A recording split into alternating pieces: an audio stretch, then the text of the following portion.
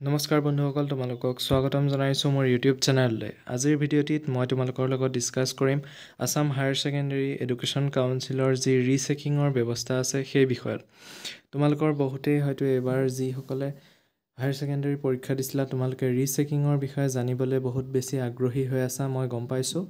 সেয়েহে তোমালোকৰ বাবে আজিৰ ভিডিঅ'টিত মই ৰিচেকিঙৰ বিষয়ে কিছু কথা ক'ম। তো ভিডিঅ'টি আৰম্ভ কৰোঁ। আছাম হায়াৰ ছেকেণ্ডেৰী এডুকেশ্যন কাউন্সিলৰ যি 2024 বৰ্ষৰ হায়াৰ ছেকেণ্ডেৰী পৰীক্ষা আছিল, তাৰ হায়াৰ ছেকেণ্ডেৰী পৰীক্ষাত যিসকল তোমালোকে নিজৰ মাৰ্কছটো লৈ পেলাই সুখী নহয়, তোমালোকে তোমালোকৰ পৰীক্ষা বহিসমূহ পুনৰ ৰিচেক কৰাব পাৰা।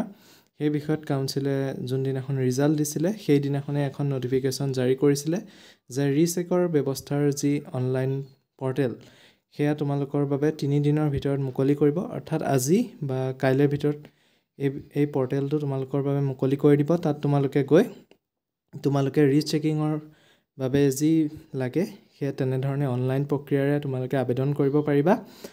আৰু তোমালোকৰ যি ফটোকপি, যিসকলে ধৰা তোমালোকৰ পৰীক্ষা বহিৰ ফটোকপিসমূহ বিচাৰিছা যে চাবলৈ মাৰ্কছ দিছে নাই বা কিবা হৈছে নেকি, তাত তোমালোকে প্ৰায় ৰিজাল্ট ডিক্লেয়াৰ কৰাৰ 15 দিনৰ ভিতৰত তাৰ বাবে আন এটা পৰ্টেল খোল খাব, তাত গৈ তোমালোকে এপ্লাই কৰিব পাৰিবা। কিছুদিন হয়তো লাগিব।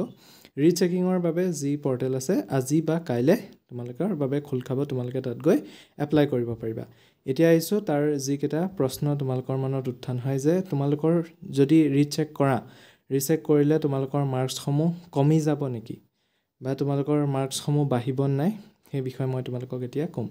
ইয়াত তোমালোকে স্ক্ৰীণত দেখিবলৈ পাইছা, মই ইয়াত যি rechecking of answer script Assam higher secondary final examination 2023 অৰ্থাৎ যোৱাবাৰৰ যি হায়াৰ ছেকেণ্ডেৰী পৰীক্ষা হৈছিল 2023, তাৰ যি ৰিচেকিঙৰ ৰিজাল্ট আছিলে সেই ৰিজাল্টখন মই তোমালোকক দেখাবলৈ ওলাইছোঁ। এয়া ছায়েন্স ষ্ট্ৰীমৰ।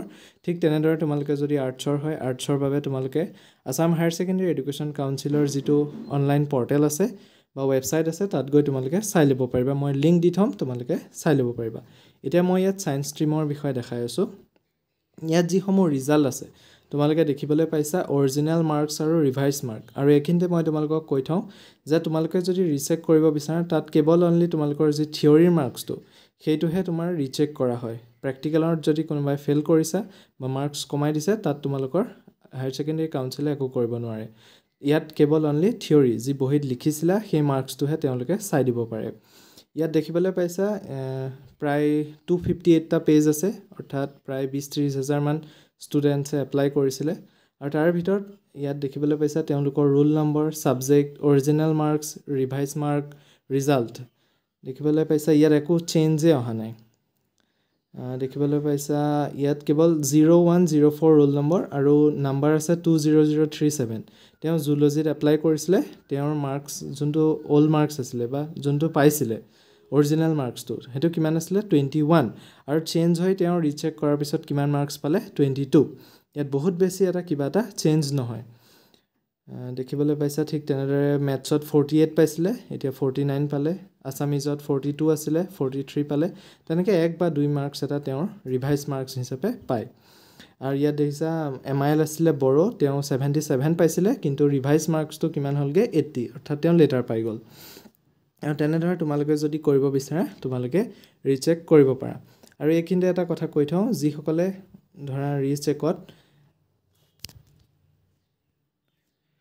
আৰু এইখিনিতে এটা একদম গুৰুত্বপূৰ্ণ বিষয়টো হৈছে যে তোমালোকৰ যদি ৰিচেক কৰা তোমালোকৰ মাৰ্কছটো যদি পোৱাতকৈ যদি কমি যায় তেতিয়া তোমালোকে কোনটো মাৰ্কছ পাবা।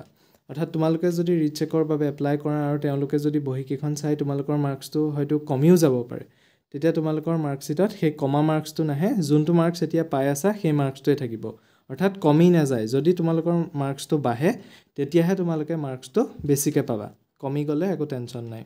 ইয়াত দেখিবলৈ পাইছা বহুতৰে হয়তো যিমানটো আছিলে তিমানটোৱে আনচেঞ্জে আছে। আৰু কিছুমানৰ দেখিবলৈ পাইছে ইয়াত কেমেষ্ট্ৰি 49ৰ অৰিজিনেল মাৰ্কছটো আছিলে আৰু ৰিভাইজ হৈ পেলাই পালে 51। তেনেধৰণে বাঢ়ি যায় কিন্তু কমি নাযায় মাৰ্কছটো। তোমালোকে সেই বিষয়লৈ চিন্তা কৰি থাকিব নালাগে।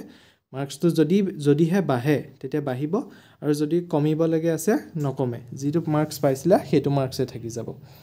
আজিৰ ভিডিঅ'টি তোমালোকৰ বাবে ইমানেই আছিলে। সো তোমালোকৰ ৰিচেকৰ যি পৰ্টেল আছে সেই পৰ্টেল আজি অথবা কাইলৈ খোল খাব তোমালোকে তাত গৈ চাই ল'ব পাৰিবা কেনেকৈ কি কৰিব লাগে আৰু মই যদি তোমালোকে এই ভিডিঅ'টিৰ তলত কমেণ্ট কৰা মই কেনেধৰণে এপ্লাই কৰিব লাগে সেই বিষয়ত এটা ডিটেইলছ ভিডিঅ' বনাই দিম ধন্যবাদ